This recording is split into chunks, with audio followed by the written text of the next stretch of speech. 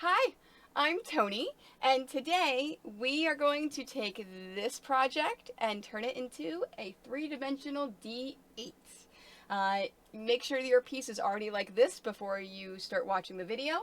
If you do not have your pieces and everything ready for the D8 and you don't have the pattern, it's linked down below. Just pick it up. My pattern does include both the papers and the fabrics for you to copy and copy over and this and this. So without further ado, let's make a D8.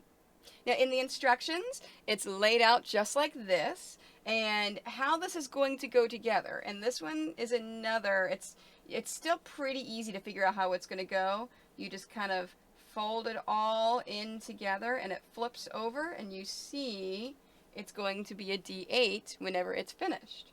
So what I like to do is first, let's take our tweezers, and you see I've already started it. We just want to make sure each of these ends, the flippy flappies, are pulled up and out of the way of the corners. And then that way, whenever we sew our corners together, we can easily sew underneath of those flippy flappies and then tuck the flippy flappies inside of our D8. There we are. And then I think this is the last one. Yep, I think everything is popped up. So now what I like to do is I'm just going to pick a side. So let's go the 5 to the 8. So I'm going to clip over here. Now you notice we have those flippy flappies that are sticking out. So I'm just going to take my tweezers and tuck it under. And tuck it in. There we are. We're just taking everything and tucking it in and then folding it. And then what I'm doing, and of course it's going to pop out because that's how it goes. We're going to tuck, tuck, tuck, and I'm going to skim the edge, whoops, underneath. I'm going to go underneath. I always forget that for the very first stitch. So we go underneath. That way we can tuck in and hide that tail for that very first stitch.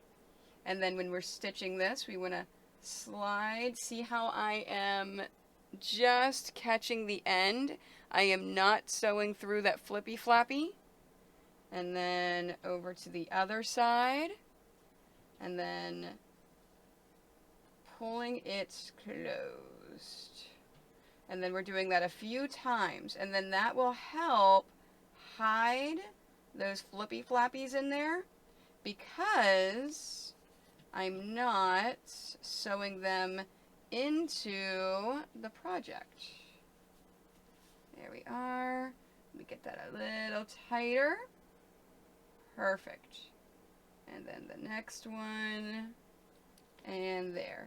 And then you see, as you're going on, those flippy flappies will be tucked inside of it.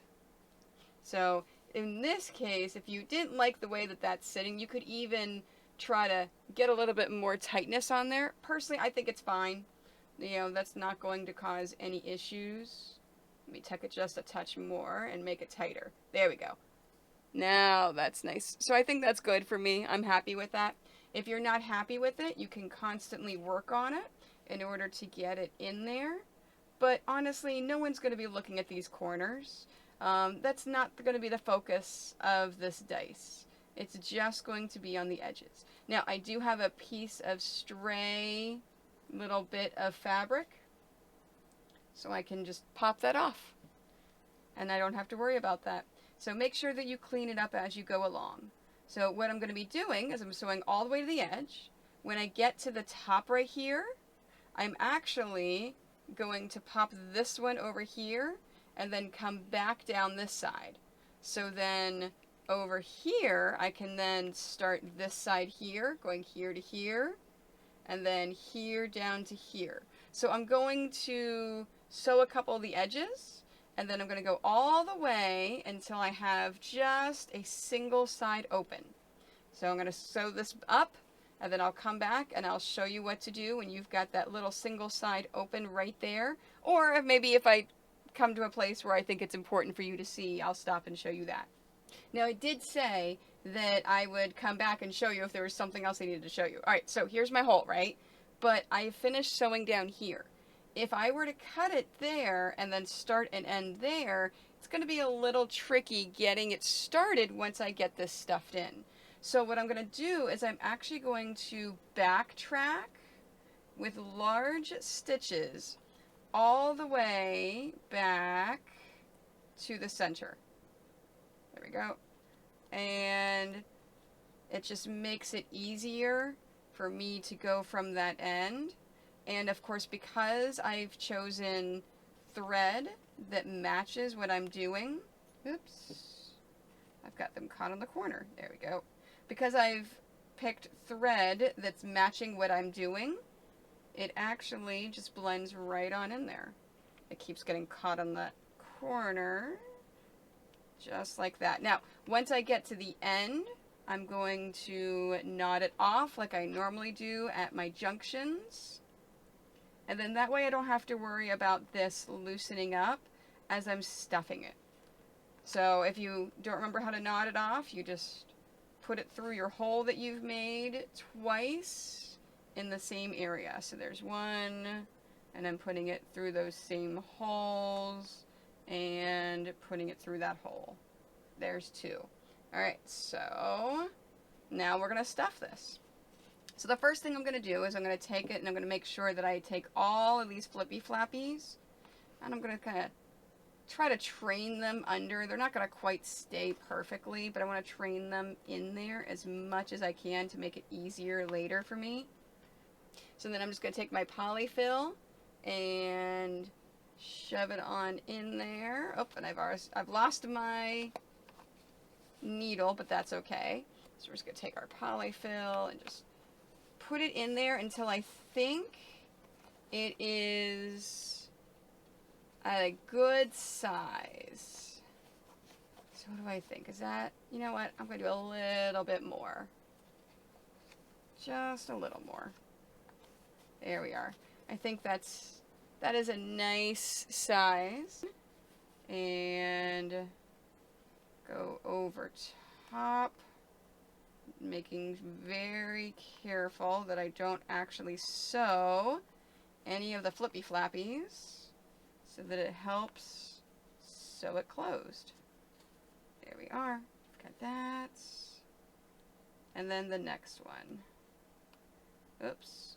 Come on, these flippy flappies really want to be included.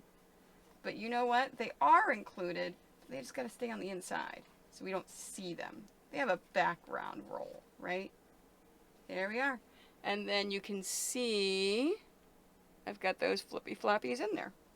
So now I'm going to sew all the way down. Come here. Get under there. Let me get those in there. And then sew. There we are. Now I'm going to sew all the way down. And then when I get to the end, I will stop and show you the finished product. And there's our D8. All right, let's do some rolling and see if it's balanced. All right, that is an 8. Oh, that is a 3. Come on. One more different number. Yeah, and I got a 1. All right, so we've got 3 different numbers, so it's a pretty balanced one. Now, if you added on a little ribbon or something to hang, of course, wherever you added it is where it's going to hang, from wherever you're hanging it. And that's a D8. Man, the more I make these, the more I really like the way that they look. So yeah, thanks. Thank you so much for joining me today. And don't forget to like this video, follow my YouTube as well as X, Facebook, Instagram, my Quite Nerdy Quilters Facebook group.